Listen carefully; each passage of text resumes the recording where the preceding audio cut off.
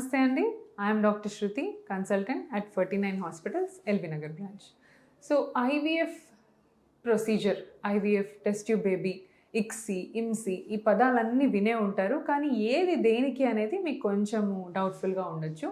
అసలు IVF, ICSI, test tube బేబీలు ఇవి ఎవరికి చేయాలి? ఇప్పుడు మ్యారేజ్ అయింది, 1 year అయింది, పిల్లలు పుట్టలేదు. సో మేము వెంటనే ఐవీఎఫ్కి వెళ్ళొచ్చా?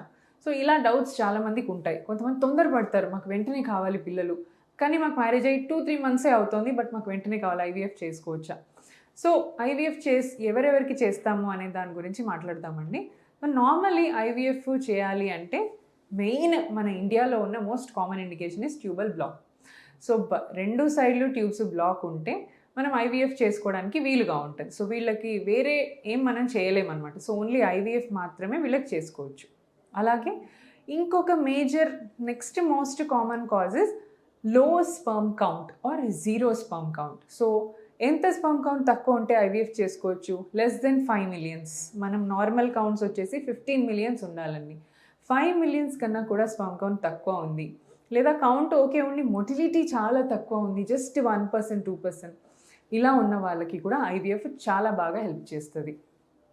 One is tubal black, one is low sperm count, ఇంకొకటి ఏంటంటే మల్టిపుల్ టైమ్స్ మీరు న్యాచురల్గా ట్రై చేశారు, 3 to 4 cycles ఐయుఐ కూడా ట్రై చేశారు, అన్ఎక్స్ప్లెయిన్డ్ ఇన్ఫర్టిలిటీ ఎందుకు కావట్లేదు అర్థం కావట్లేదు, ఇలాంటి వాళ్ళలో కూడా ఐవీఎఫ్ మంచి సక్సెస్ని ఇవ్వచ్చు అనమాట.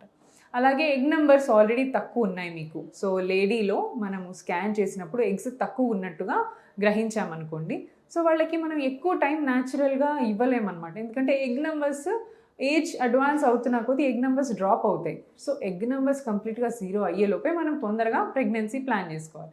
సో దానికి most fast way of conceiving will be IVF. So egg numbers తగ్గిన, స్పర్మ్ కౌంట్స్ తగ్గిన, ట్యూబల్ బ్లాక్స్ ఉన్న, అండ్ చాలా ఇయర్స్ అయ్యి మ్యారేజ్ అయినా రిజల్ట్ లేదు అన్న వాళ్ళల్లో మోస్ట్ కామన్గా మనం ఐవీఎఫ్ చేస్తామండి. సో ఐవీఎఫ్ అనేది పెద్ద ప్రొసీజర్ కాదు. It is a very simple procedure, day care procedure. పొద్దున చేసుకుని ఈవినింగ్ వెళ్ళిపోయేటట్టు ఉంటుంది అనమాట. You need not take bed rest అవసరం లేదు, వర్క్కి లీవ్ పెట్టాల్సిన అవసరం లేదు, రోజుల తరబడి ఇంట్లోనే ఉండాలి, అట్లానే ఏం చేయకుండా ఉండాలి అవసరం లేదు. యాక్టివ్గా ఎక్సర్సైజ్ చేస్తూ, మంచి డైట్ తీసుకుంటూ, ప్రాపర్ హైడ్రేషన్ మెయింటైన్ చేస్తూ ఇవన్నీ చేసిన వాళ్ళకి ఐవీఎఫ్లో సక్సెస్ చాలా బాగా చూసామన్నమాట. సో ఈవెన్ మీ స్ట్రెస్ కూడా చాలా ఇంపార్టెంట్ రోల్ ప్లే చేస్తుందండి. ఐవీఎఫ్ తీసుకున్న వాళ్ళు చాలా స్ట్రెస్లో ఉంటారు, సక్సెస్ అవుద్దా కాదా. Try to be calm. So ఎంత స్ట్రెస్ లెవెల్స్ పెరిగితే అంత స్టిరాయిడ్ రిలీజ్ అవుద్ది బాడీలో. ఈ స్టిరాయిడ్ ఎగ్ క్వాలిటీని, స్పర్మ్ క్వాలిటీని తగ్గించేస్తుంది. సో మీకు సక్సెస్ ఆటోమేటిక్గా సక్సెస్ డ్రాప్ అవుతుంది. ఏ ట్రీట్మెంట్ తీసుకున్నా కామ్గా ఉండండి, మీ డాక్టర్ని ట్రస్ట్ చేయండి, అండ్ మెడిసిన్స్ కరెక్ట్గా ఫాలో చేయటం, హార్మోన్ ఇంజెక్షన్స్ కరెక్ట్గా వేసుకోవటం చాలా ఇంపార్టెంట్ అన్నమాట ఐవీఎఫ్లో. సో డాక్టర్ ఇన్స్ట్రక్షన్స్ ఫాలో అవుతూ ప్రాపర్ మెడికేషన్ ప్రాపర్ టైమింగ్కి తీసుకోవాలి. ఈ ఒక్కటి కొంచెం స్ట్రిక్ట్గా మెయింటైన్ చేయాల్సి వస్తుందండి. ఇవి తీస్తూ మీరు ఐవీఎఫ్కి వెళ్తే డెఫినెట్లీ సక్సెస్ ఛాన్సెస్ బాగా ఉండొచ్చు. అండ్ మీరు చూస్ చేసే ఐవీఎఫ్ సెంటర్లో మంచి ఎంబ్రియాలజిస్ట్ ఉండడం కూడా చాలా ఇంపార్టెంట్ అండి. అండ్ ఐవీఎఫ్లో ఇచ్చే ఇంజెక్షన్స్ కూడా మంచి క్వాలిటీ, ప్రాపర్ టెంపరేచర్ మెయింటైన్ చేస్తూ ఇంజెక్షన్స్ తీసుకున్నట్టయితే చాలా బాగా సక్సెస్ పొందొచ్చు. సో ఈ ఫ్యూ కేసెస్లో మనం ఐవీఎఫ్ చేస్తాము. అండ్ సమ్మర్లో కూడా ఐవీఎఫ్ చేసుకోవచ్చండి, అబ్సల్యూట్లీ నాట్ అన్ ఇష్యూ. చాలామందికి మిత్ ఉంది, బట్ సమ్మర్స్లో మేము still we are doing cycles. People కూడా ఇప్పుడు అవేర్ అవుతున్నారు, సమ్మర్లో కూడా ఏం ప్రాబ్లం లేదు చేసేయండి అంటున్నారు. That's a very good thing.